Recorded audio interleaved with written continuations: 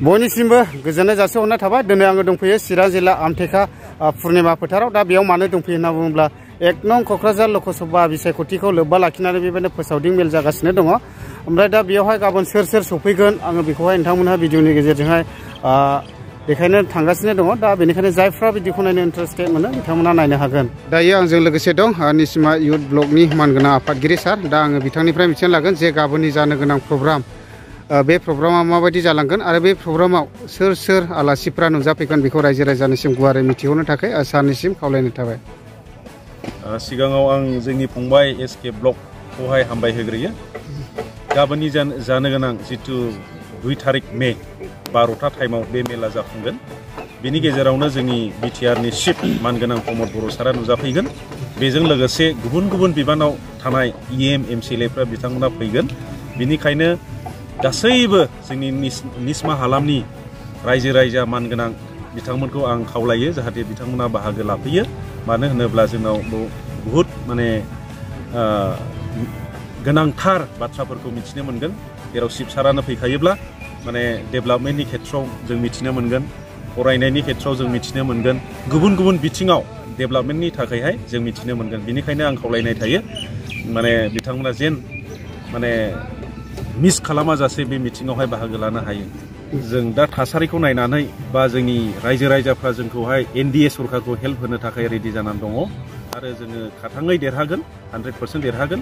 दा बुंनो थाङोब्ला जोंनि डाटा जिथु लानाय बेखौ नायोबा जोङो मथा मथि 3 लाखनिबो बारा बेलेग पार्टिनिफ्राय जों देरहानानै दङ आरो बे जाफुंगोन।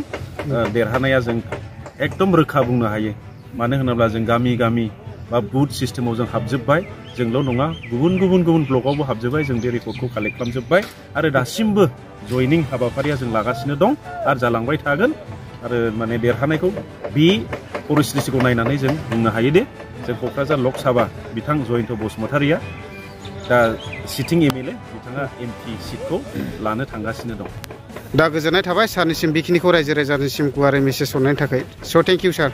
अब्ला नायदोनै लोगोफोर, नैबेनो जादों जाहैबाय आमथेखा बाजार। ओमफ्राय बे आमथेखा बाजारनिनो एटाच नैबे पुर्णिमा फोथार, नैबेयावनो जागोन प्रग्रामा। दा नैबेफोरबायदि पेन्डेल बानायगासिनो दं आरो ओरैबायदि मोजां बानायबाय नै। ओमफ्राय नै स्टेजखौ बेबायदि बानायदों, नैबे ब्रादारानो बानायदों। ओमफ्राय टेन्ट हाउसआ ब्रादारनि नामा? आदसा, ओमफ्राय नोङो दा बर्थमान साबैसे लेबारफोर लानानै बे पेन्डेलखौ बानायनाय जाखो? 20 जनसो इमारजेन्सिनि थाखाय 20 जनसो लानाय जादों। ओमफ्राय बेखौहाय जेनेबा स्टार्ट मालानिफ्राय गायसनजेना मावनाया? 3 बोसोरनि सिगां। आदसा। ओमफ्राय दासिमाव प्रेजेन्ट मावगासिनो?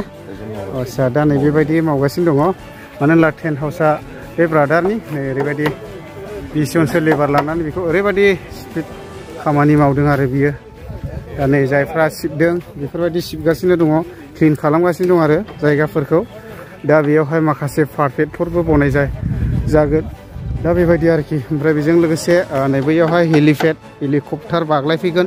बेखौबो आं नोंथांमोननोहाय एसे देखायनो सानदों। दा नायलांनो हागोन। गाबोन जिथुनाखि हेलिकप्टार बियो नैबेयावनो बानाय जागोन, मथा मथि नैबे लामा सेरावनो। दा बेयावनो बाग्लायसिगोन आरो गाबोन हेलिकप्टारा। दा बेबायदि क्लिन खालामबाय नै। माखासे हाग्राफोरखौहाय हन्डाजोंहाय मेचिनजोंहाय बेबायदिनो हागासिनो दं आरो ओइथिंजायबो हनै। ओमफ्राय बेजों लोगोसे नैबेयावनि बे ओनसोलनि गोबां लाइमोनफ्रा बेफोरबायदि बक्सिं गेलेदों आरो नै। नाजानाया थायोब्ला माने सानसे साक्सेसफुल जायो आरो। दा नै बेफोरबायदि बक्सिं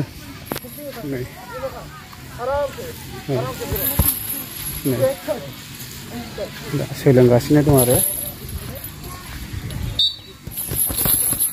दानि माखासे लाइमोन सेंग्रा सिख्लाफ्रा बेफोरबायदिनो माखासे ड्राग्स एडिक्टेड एबा फेग्रा मुवाजों गफबनानै थायो। नाथाय बेफोरबायदि गोबांथार स्पर्ट्सफ्राव एंगेज जानानै थायोब्ला सानसे बेबायदिनो जाफुंसार जानो हायो। दा देहायावबो ओरैबायदि फिट जायो आरोना। दा बेफोरबायदि आरो नै